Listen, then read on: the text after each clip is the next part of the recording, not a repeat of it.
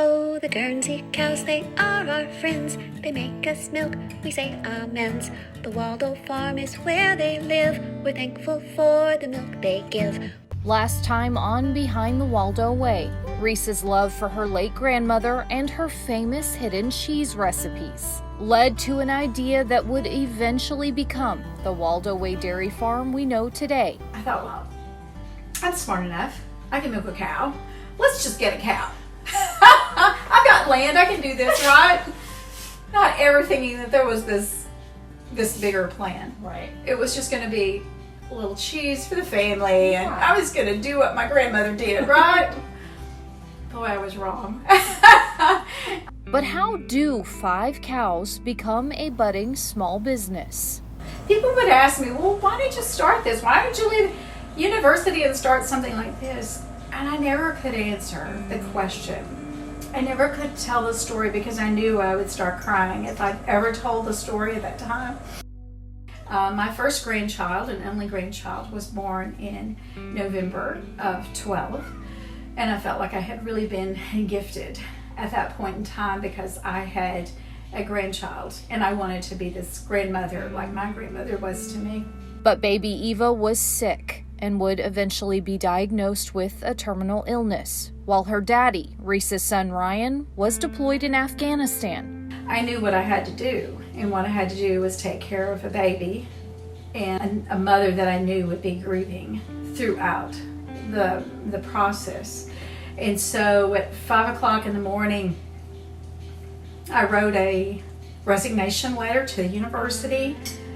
I had a plane ticket in hand, and I remember it was pouring rain that morning, and all of the people that love me here at the house, they came and rallied around me and supported me as I traveled there. Cried all the way there. Cried as we brought her back home.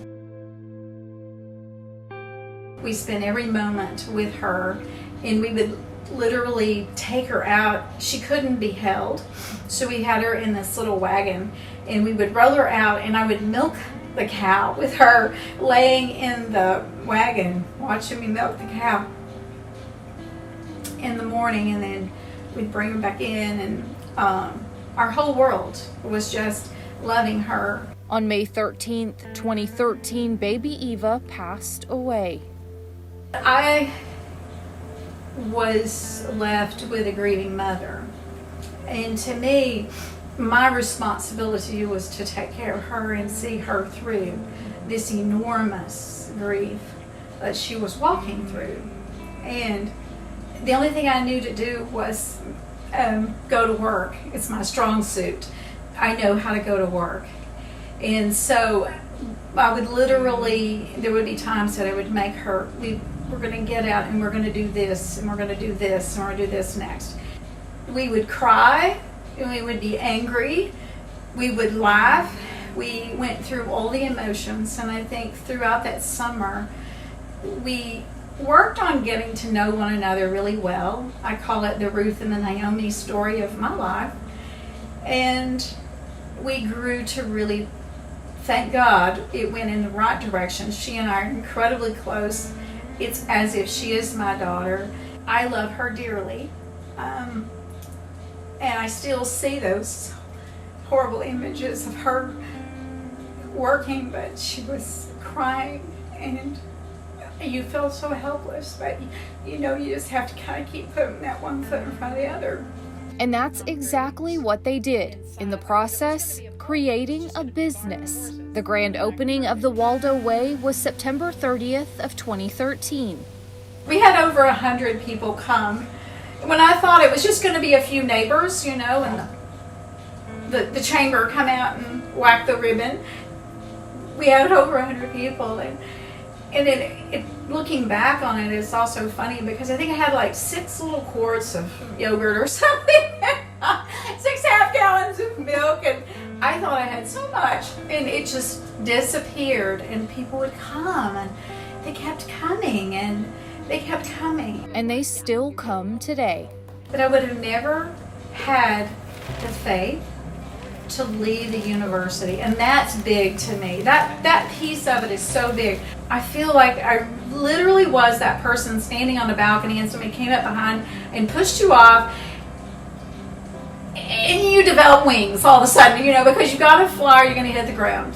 And that's what happened, and it was true. And that's always a story, though. A story always has this, it's always something that forces us into. We as humans don't normally, I know, sign me up for grief and loss and pain, and then that will change my life.